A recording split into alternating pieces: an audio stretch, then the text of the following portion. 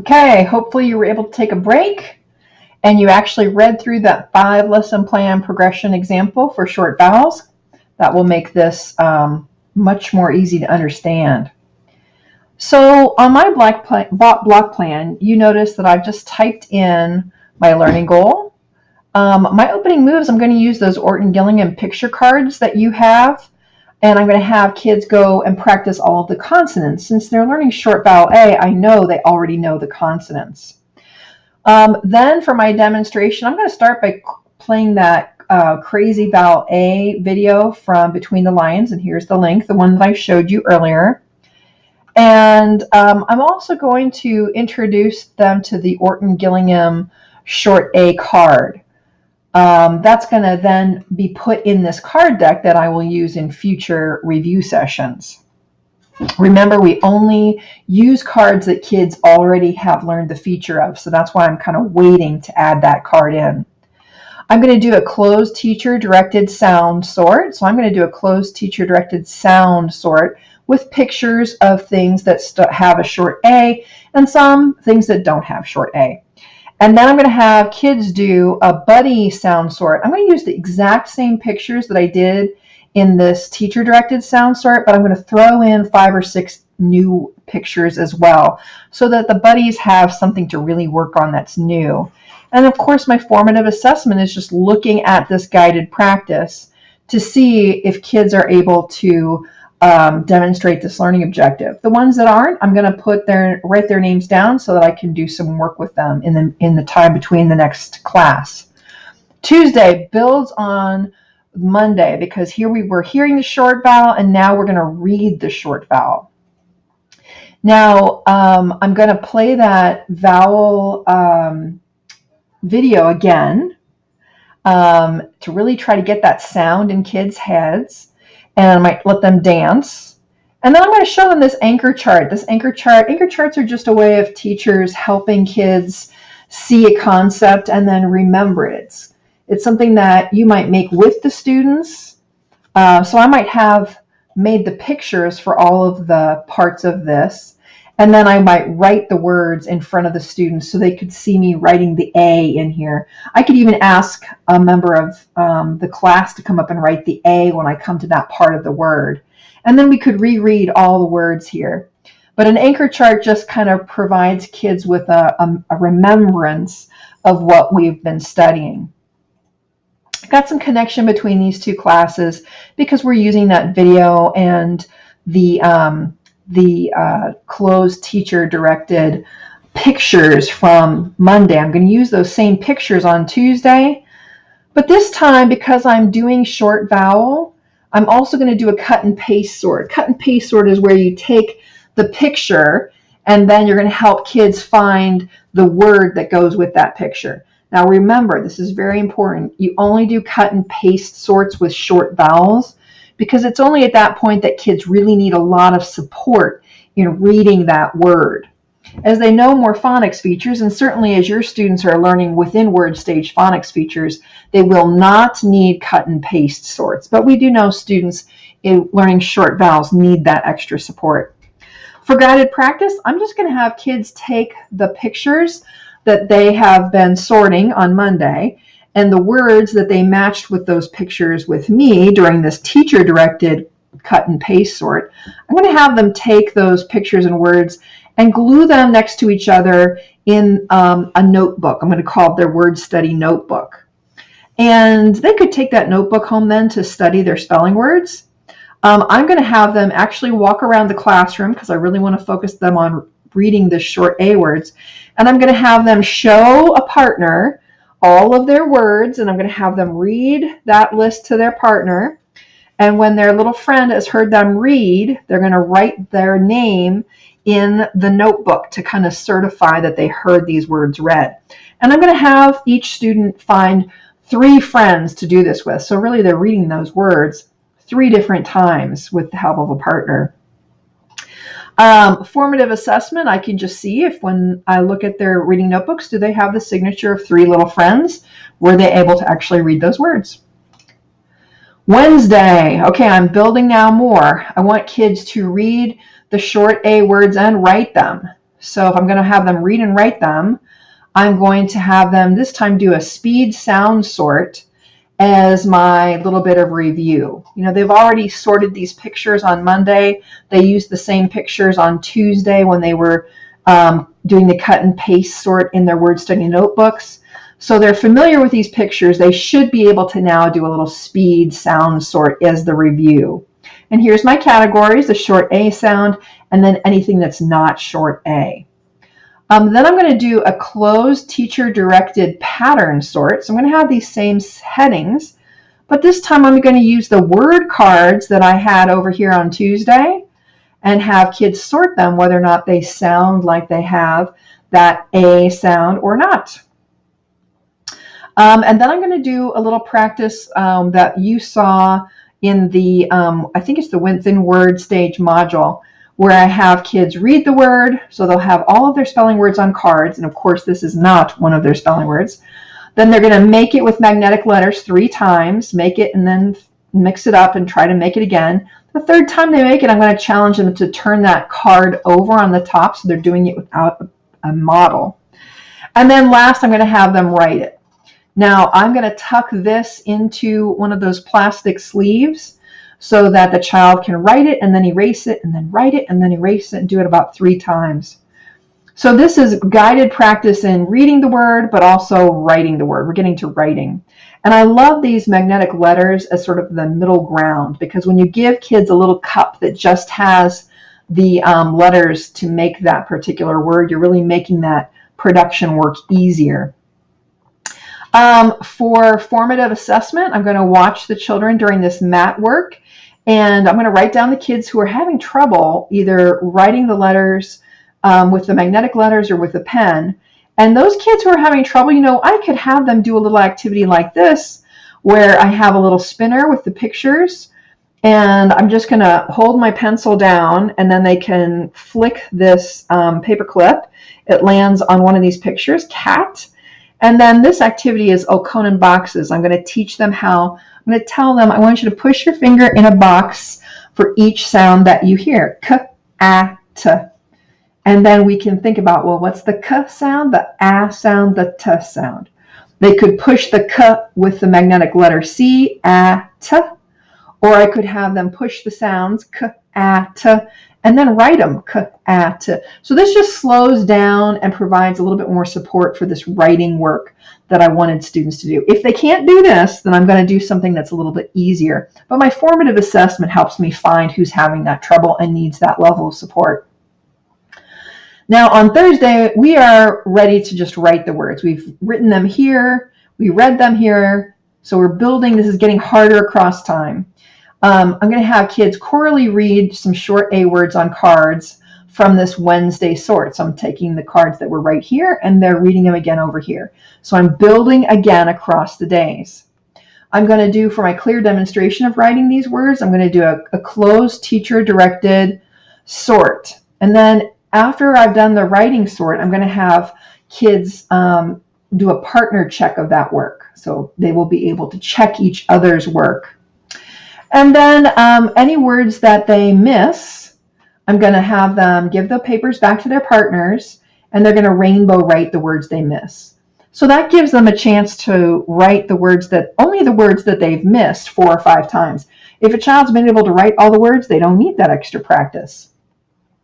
So my formative assessment is I'm going to check how many words were spelled correctly on the Buddy spelling writing sort. You know, really, this closed teacher-directed writing sort is basically like a pre-test. It's functioning as a pre-test for me. And I can see which kids need more help. On the last day, I'm going to do a little bit of a review for the spelling test. That's really my goal here, is I just want to review for the spelling test. And the spelling test will be the summative assessment for this entire arc of learning. I might do a little review. I like this kind of a review on a spelling test day. I'll say, okay, class, you tell me one of my spelling words, and they'll tell me the word cat. And then I'll spell it CT, and I'll say, does this look right? I'll show it to children on a dry erase board. And then if they put thumbs up, I know it looks right. If they tell me thumbs down, I'll ask somebody with their thumb down to say, okay, come up here and show me how you write cat. So it gives them a little bit of practice of looking, does a word look like it's written correctly?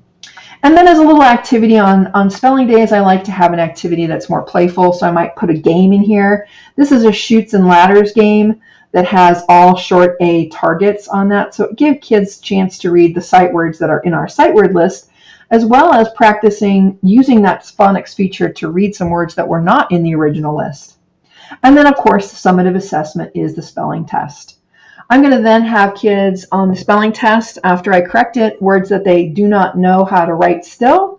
I'll have them write them in their writer's notebook that we used back here. Have them write them 5 times, either rainbow writing or just writing them 5 times each to kind of get some more practice on those words that they still have not yet mastered. So what I wanted you to see here is that there's deliberate connection from one lesson to the next in terms of the materials used. The video used on this day is repeated on this day. The word cards used on Wednesday are used as opening moves on Thursday. And across the days, the learning gets more complicated. Students are having to do harder work. Within a day, I start by being very supportive, so the teacher demonstrates the work, and then releasing responsibility to students to try to practice or demonstrate some knowledge of that work. So this is what you're working toward for your 5-lesson plan progression. You will have something like this. And the more information you can provide me on your block plan, the better feedback I can provide you. Each one of these days is going to be written as a complete lesson plan with specific procedures and learning goals and rationale, just like we've done in other lesson plans. But this gives me a snapshot of what you have planned, and I can give you feedback at this point before you develop all of these ideas into an actual lesson plan. So this will be our formative assessment check. For that reason, it's very important that you have this done on Friday so that I can give you feedback by Monday, because that Monday, the next module will be really focused on how we write these into lesson plans. All right, so you might be asking, well, where did you find all these ideas and materials that are part of that 5-lesson plan progression? You know, how did you know about this particular activity with that cool little paperclip spinner? Or where did you get this story for short vowels, or this idea of how to turn paint swatch pages into a little flip book kind of thing? Well, this is where our scavenger hunt comes into play. What I'd like you to do, and this I want you to do before you actually do your block plan, is I want you to go out and find some things that you could use for your 5-lesson plan progression. And I think this is really where my planning always starts, is I figure out what the concept is I'm teaching, and then I go shopping, I look for ideas about how other people have taught these things, what materials have they used. I know I'm going to probably have to adapt materials that I find, but it gives me a starting point. So here's 7 things that I want you to find on your scavenger hunt. And you have a form called the scavenger hunt, the 5-lesson plan progression scavenger hunt. Again, if you're doing your 5-lesson plan progression as an individual, just do it by yourself. If you're working with a partner, do this with a partner. All right, that way you're all seeing the same resources. You're having conversations about what resources look viable before you put it on this form. All right. When you find these things, you will then be able to kind of deal them out across your days. So your video, you might use one day as the clear demonstration. You could use the video the next day as a review.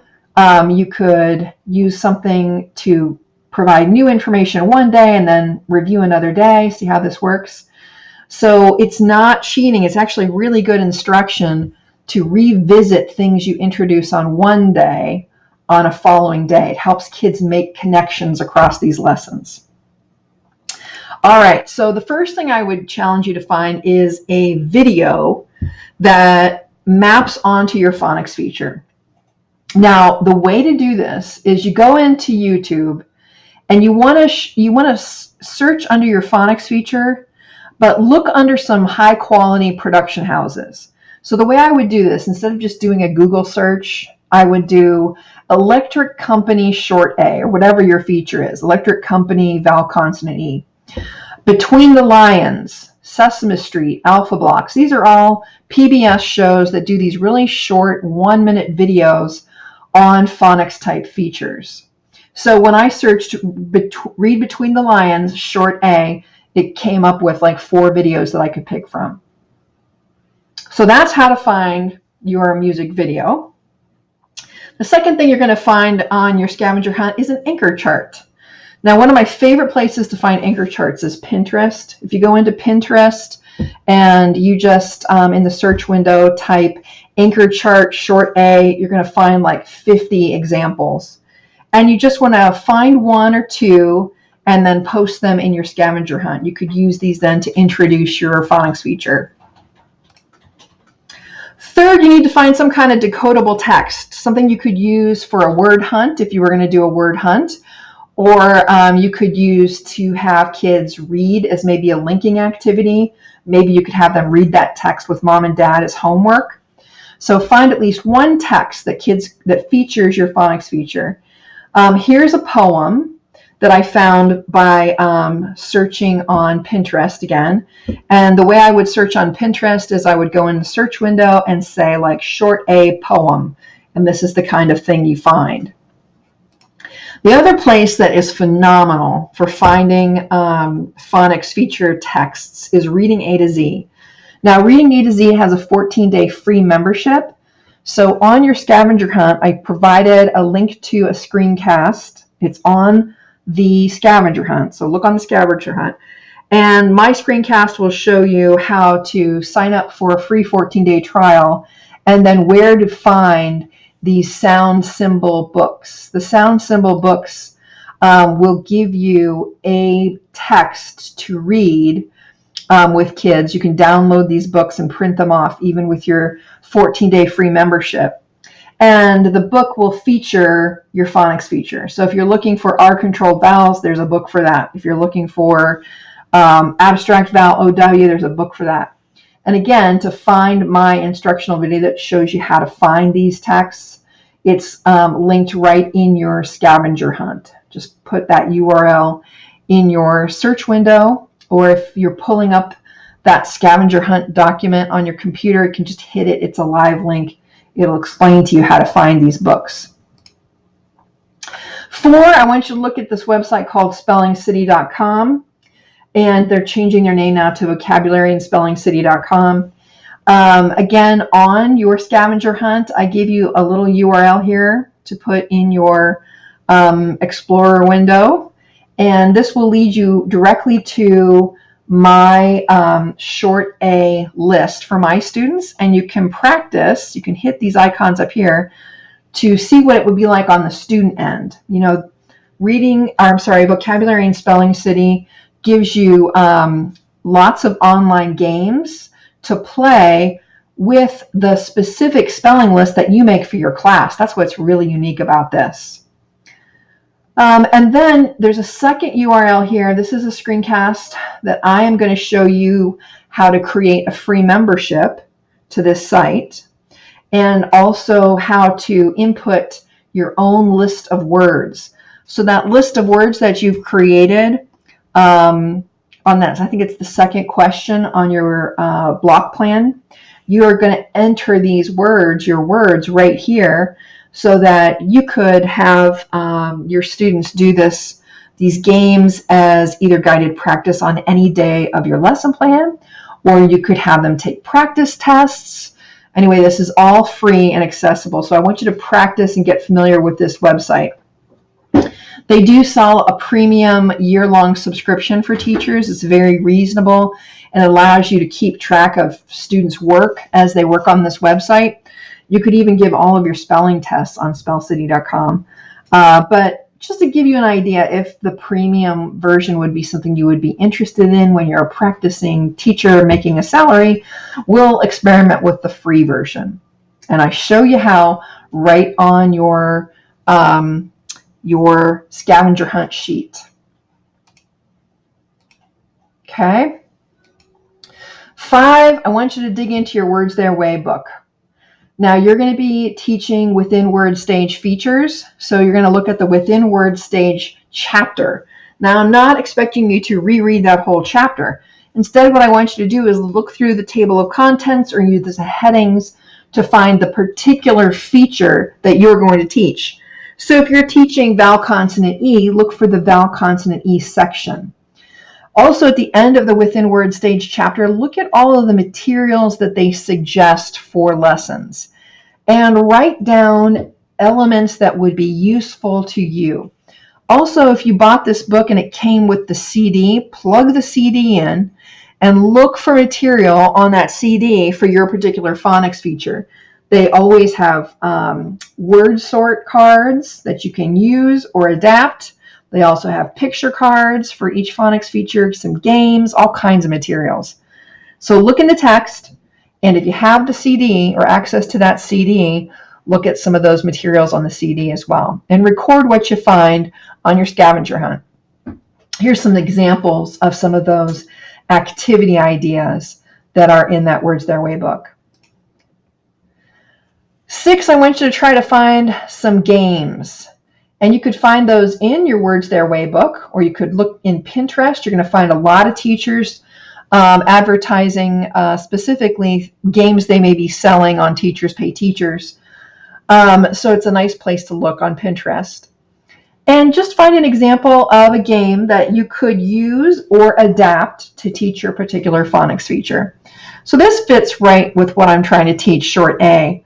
But maybe you found the Chutes and Ladders game, and you're teaching not short A, but you're going to teach the complex consonant TCH. So you could provide an image like this and just explain how you would change the targets so that it would really work for your phonics feature. All right, so we're going to find some games. I'd encourage you to look for online games. If you look at starfall.com, you can certainly find games for all of your vowel patterns, as well as lots of consonants and blends. So why don't you fish around in starfall.com, see what you find. 7, I want you to try to find some high quality worksheets for homework or guided practice. Now, worksheets, you want to make sure that your worksheet is a high value worksheet. So here are 2 worksheets. Now they're teaching different things, right? This one is teaching short vowel A, and this one is teaching short vowel. This is teaching short vowel A too. So on this one, you have to look at the picture, bug, and decide if it has an A sound. And if it does, you're going to write the A right in here. Bag, cab, kid. Oops, I'm not going to do that one. Now on this one, the only thing you're writing is A. You do have to decide whether or not the image requires you to write the A. On this one, it's a little bit more complex. You are looking at a series of sounds. You're writing the cat, so you need a K, you need a K or an X. The middle sound is A or I, and the ending sound is or T. So it's K, A, T, cat. B, A, T, bat. So you want to choose only worksheets that provide high quality practice. If this worksheet, if all of the pictures here actually had a short A sound in them, then it's not a very high quality practice, right? Because the kid just has to write short A on every piece of this. So be very careful when you're looking at your worksheets that they actually give the child an opportunity to show something about that feature that they know. I mean, sometimes your worksheets are not actually consumable worksheets. Like I would consider this a worksheet. It has a picture here of a short A word, and then the kids are using the magnetic letters to make that short A word. It's certainly not something that they're going to turn into me, but I like this as a practice sheet, and I do think it does help kids learn that feature. So once you find all of those things for your scavenger hunt, then look at your 5 lesson plan progression and see if you could deal these into any of your lesson plans. I won't expect you to be able to use everything that you found, but finding things often inspires how you might use them. So I already had some things used here. And then I really decided, you know what, this worksheet would be great for homework, and you will have a homework or family module as part of your 5-lesson plan progression, which I'll explain next week. And I really love how when you do Spelling City, you can create that word list, and you could use the word list you could send that home, just the URL here. So mom and dad, I might write them a little letter about how you can go to this website for free, and then there are games that will help practice this week's spelling list. I could make my homework, I just want you to go to this website and ask your student to play any of the games on this website for 15 minutes, 2 days this week. I mean, how easy would that be? What I really like about this digital spelling list, especially for English language learners, is when students go here, I'll show you what they find. They find this, and they can hit this. Cats. C-A-T. Cats. My pet cat plays with yarn and purrs. So, especially for kids who English isn't their first language, they're hearing that word in context. And then here's the game playing section. When they hit play game, you want to explain to parents to also hit free, and then kids can play this game, and it's going to be playing the game with the word list that I created. Missing letter. Find the missing letter that completes each word. Cat. So if I forget Cat. it, good. T-S-Q-T. There you go. So there's multiple games to be played, and that could be a nice way of getting children involved with some practice. So what are your next steps? Well, you want to work on that scavenger hunt. Find those materials. I'd say if we wanted to write this out in 10 steps, your 10 next steps to get that 5-lesson plan block plan done. First, check to see what your phonics feature is so you know what you're working on. And decide if you want to work with a partner. Contact that partner, get it set up right this week. Learn about your phonics feature. Reread that section of Words Their Way right away. That'll help you know what you're teaching. I print and complete the block plan questions 1 through 3. Those are just the basic questions. What are you teaching? What are your spelling words going to be? And what's the standard that'll help you substantiate your choice? Then get into that scavenger hunt and walk through those 7 things you're finding on the scavenger hunt. That'll get you a lot of resources in mind. I think from there, once you've got all of these ideas together, then you can start sketching the goals part of the Monday through Friday block plan. So it could look something like this. You just write the goals in once you kind of have an idea what you're going to do. Remember, Friday is really the goal is you're going to just review those words and have a spelling test. Then step 6 would be to add in your review and opening moves. What is it that you're going to have kids do to review? And then what's your clear demonstration of the new concept? You want to make sure that the clear demonstration fits your goal. Then I think the next step is to add your guided practice. What is the guided practice that you're going to have planned for your students? And your formative assessment. And then if you haven't already done so, then you can go back through. Once you've got the general outline of your 5 days, then you can go back through and add in those elements you found from your scavenger hunt. The videos, the games, the online games, the worksheets, whatnot. You really want to think about homework as one part of this lesson plan progression. You're gonna assign homework 1 day of the week, and you're gonna explain to families, what that homework is going to be. So at this point, for your block plan work, though, you might just figure out, well, what's my homework going to look like? And what will I need to do to explain this homework to caregivers, parents? So you could just think about the homework part of this. There's really not a part on the block plan to fill any information out, but you can just think about that. 10, when you get this thing all sketched out, just read through it and make sure that you're building on learning across lessons. Look for places where you see yourself using materials across lessons, or using or reminding kids of what they learned the day before. You really want to make connections across these lessons. And always ask yourself, are the materials that you're using really supporting that learning objective, and are your materials really the best quality that they can be? So this is your 5 steps to building that block plan in a nutshell.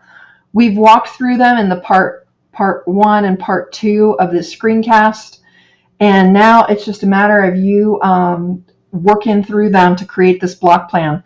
Again, the more detail you can provide in the block plan, the better feedback I can give you on what you have envisioned for your 5 lesson plan progression. You can type your block plan, or you can handwrite it. It doesn't matter to me either way.